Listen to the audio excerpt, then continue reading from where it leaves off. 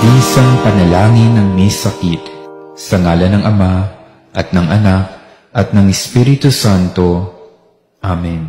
Diyos Ama sa langit, ako ay dumudulog sa iyo ngayon, sa isang panahong kailangan kita.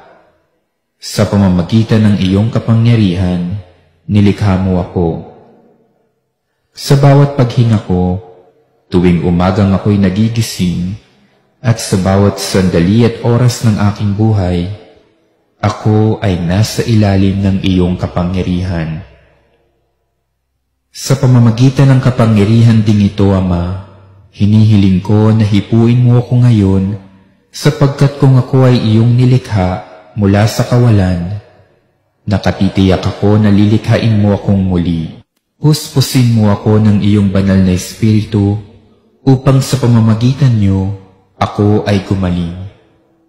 Tanggalin mo ang lahat ng bagay na hindi nararapat mapasa akin. Hilumin mo ang aking pagiging sugatan.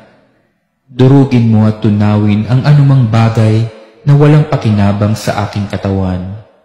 Buksan mo ang aking mga baradong ugat at muli mong ayusin ang mga nasirang bahagi nito na nakapagpapahinto ng malayang pagdaloy ng aking dugo. Tanggalin mo ang lahat ng pamamaga sa aking katawan at ang lahat ng impeksyon. Hayaan mong dumaloy sa aking buong katawan ang init ng iyong mapagpagaling na pagmamahal.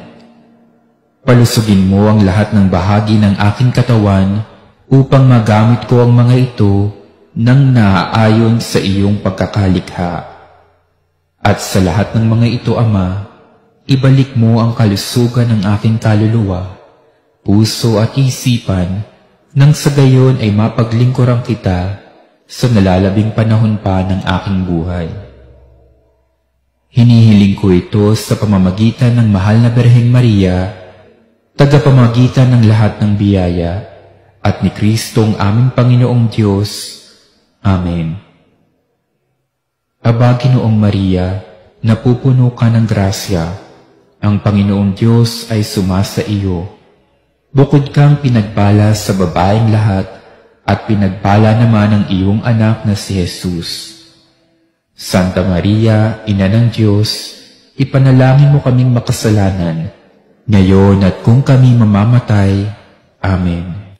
Sa ngalan ng Ama, at ng Anak, at ng Espiritu Santo. Amen.